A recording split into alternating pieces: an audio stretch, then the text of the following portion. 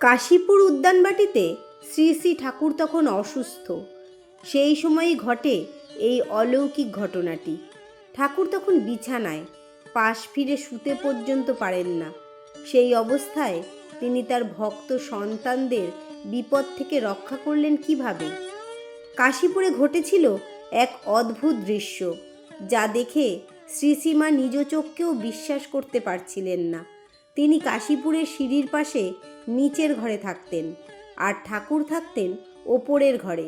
তা সত্ত্বেও ঠাকুরের রুগ্ন অবস্থার প্রতি তার সজাগ দৃষ্টি থাকত। এ চিত্রে আমরা দেখি ঠাকুর কিভাবে তার শিষ্য ও ভক্তদের রক্ষা করতেন। এই ঘটনার বিবরণ শ্রীশ্রীমা এই রকম দিয়েছিলেন। ঠাকুর তখন কাশীপুরের বাগানে অত্যন্ত পীড়িত, এত দুর্বল যে একেবারে শয্যাশায়ী। স্বামীজি প্রভৃতি অন্তরঙ্গ ভক্তগণ সর্বদা তার সেবা করছেন। একদিন তারা স্থির করলেন বাগানের এক পাশের একটি খেজুর গাছ থেকে সন্ধ্যার সময় জিরেনের রস খাবেন। ঠাকুরকে কিন্তু সে সম্বন্ধে কিছুই জানালেন না। সন্ধ্যার সময় তারা সকলে সেই গাছটির দিকে চললেন। শ্রীশ্রীমা তখন সেই বাড়িতেই থাকতেন। তিনি হঠাৎ দেখলেন ঠাকুর তীর বেগে নিচে চলে গেলেন। দেখে চমকে উঠলেন। যাকে পাশ ফিরিয়ে দিতে হয় তার পক্ষে এ কি সম্ভব? অথচ চাক্ষুষ দেখলেন।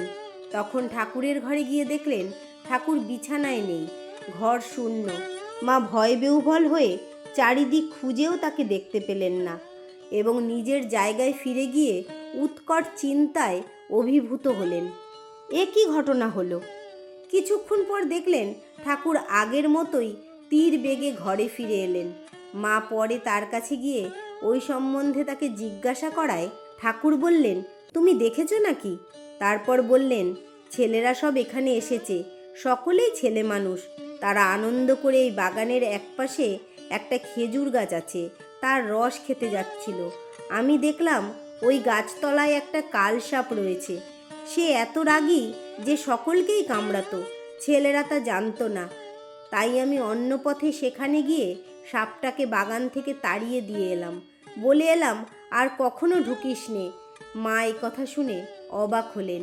ঠাকুর তাকে এ কথা তখন প্রকাশ করতে নিষেধ করেছিলেন। অনেক সময় প্রশ্ন জাগে, ঠাকুর কি আমাদের রক্ষা করেন? মা যেমন সন্তানকে রক্ষা করেন, তেমনি ঠাকুরও তার শরণাগত ভক্তদের রক্ষা করেন। এই দারুণ চিত্রটি আমাদের মনে আশা ভরসা জাগায়। হরি যাকে রক্ষা করেন তাকে কেউ মারতে পারে না।